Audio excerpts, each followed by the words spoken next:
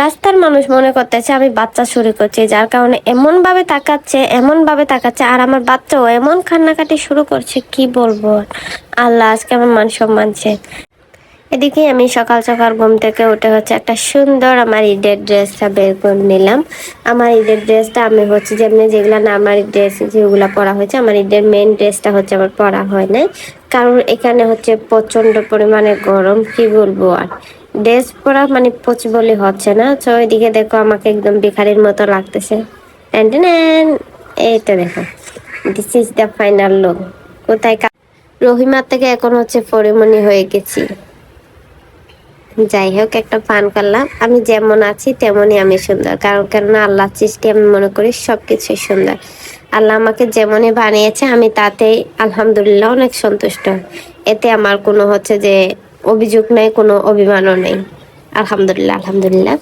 তো এদিকে আমি মা আর মেয়েকে নিয়ে চলে যাচ্ছি বড় আন্টির বাড়িতে। বড় আন্টি সকাল থেকে ফোন দিয়ে মাথা হ্যাং করে ফেলতেছে আমাকে, যে ফোন দিচ্ছে আর দাঁড়াইতে পারতেছি না। এখন বাজে মেবি একটা। চো আমি এদিকে রেডি হয়ে চলে আছি। এদিকে দেখো আমার মেয়ের অবস্থা। আচ্ছা, তোমরা সবাই যে এখানে আমার ভয়েসটা অবশ্যই অ্যাভয়েড করে যাবা, কারণ কেন আমার ভয়েসটা এমন বাজি বাংলা ভেঙে গেছে, কি আর বলবো। এদিকে যে যাই হোক, তো ওইদিকে দেখতে পাচ্ছ আমার মেয়ে কিছুতেই তাদের বাড়িতে ঢুকবে না, তাদের গেটেও ঢুকবে না। তারপরে বড় আন্টির মেয়ে আছে, মেজো মেয়েটা আছে চামাপু, সো উনি আছে। উনি এসে যে অনেক কষ্ট কুলে নিয়ে যাচ্ছে। তাহলে আমি কানের নিচে কয়েকটা দিলাম মায়েরও, কারণ কেননা এখানে সবাই আমাকে বলতেছিল যে কেমন কেমন করে তাকাচ্ছিল আর কি, যে এমন করছে আমি বাচ্চা বাচ্চা ধরে আনছি। এই একটা অবস্থা। দেখো এখানে এসে আবার গেটের থেকে ঢুকবে না, না কেমনটা লাগে। কয়েকটা মায়েরও দিলাম। তারপরে আপু খুব গাইলাইলো আমাকে, যে কেন মারলি। দেখেন, আপনারা একটু দেখলে বুঝতে পারবেন। আমি আরো ভিডিও নিচ্ছি, তাতে আরো বেশি খারাপ লাগতেছে। আমি খালি হাসতেছি বাচ্চার অবস্থা দেখে, যে আমার বাচ্চা তো এমন না, এমন কান্নাকাটি করে না, হঠাৎ এমন কান্নাকাটি করতেছে কেন। লাস্ট পর যে বুঝলাম যে না, ওর যে কি কাঁচা ঘুম, ওর এখন ঘুমের সময়। আমি ঘুমাচ্ছিল, ওখান থেকে আমি তুলে নিয়ে আসছি, যেহেতু আপু বারবার করে ফোন দিচ্ছিল। এই তো এখানে এসে যে আমি আমার ওখানে যে ভিডিওটা নিতে পারি না, এখানে এসে আপুর এখানে আমি একটু ভিডিও নিলাম। তো এইদিকে আপু বারবার ফোন দেওয়া যায়, তেমন রেডি হয়নি, জাস্ট কাপড়টা পরলাম। আমার কাপড় চোপড় আমার রেডি হওয়া তো ততক্ষণই।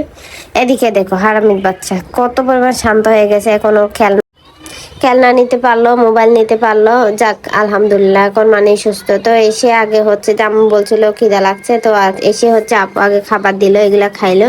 এগুলা খাওয়ার পরে যে আমি এদিকে লেবুগুলা খাচ্ছিলাম, কারণ আমার লেবুগুলা কেন জানি খুব ভালোই লাগছিল। এই তো তারপরে আমি সন্ধ্যার দিকে একটু আমি ছাদের উপর উঠতে বলছি, আমি ছাদে উঠি নাই। সন্ধ্যার দিকে একটু আমি বেলকনিতে এসে দু একটা ভিডিও নিলাম। তাদের বাড়ির ফুল গাছগুলো আপুর বাড়ি খুব সুন্দর লাগে আমার কাছে। তো এদিকে দেখো আমি ড্রেস আপ চেঞ্জ করছি, ড্রেস আপ চেঞ্জ করে আমার মেয়েও চেঞ্জ করে ফেলছে অবশ্যই। এদিকে আমি পায়ে কয়েকটা স্লো মোশন দিয়ে ভিডিও নিচ্ছিলাম। এই তো এইটাই মেইন ড্রেস আমার। এই ড্রেসটা এত বেশি সুন্দর, এত বেশি সুন্দর, কি বলবো। আর এদিকে রাতের ডিনারটা ওখানে করে আসার জন্য খুব বেশি করতেছিল।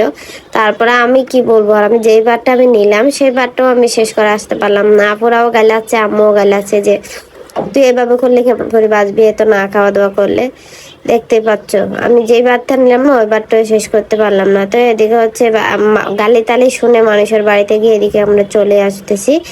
এদিকে চলে আসার সময় বাচ্চা আরেক কাহিনী, যে আমার যে মেজো আপুর যে বাচ্চাটা আছে ওই আমাদের সাথে চলে যাবে। এদিকে আমার বাচ্চা তাদের বাড়িতে থাকতে চায় না, এদিকে তাদের বাচ্চা আমার বাড়িতে যাওয়ার চাই। দেখো আমি ব্যাগ ট্যাগ নিয়ে বের হচ্ছে, দেখো দেখো এমন কান্নাকাটি করতেছে, কি আর বলবো।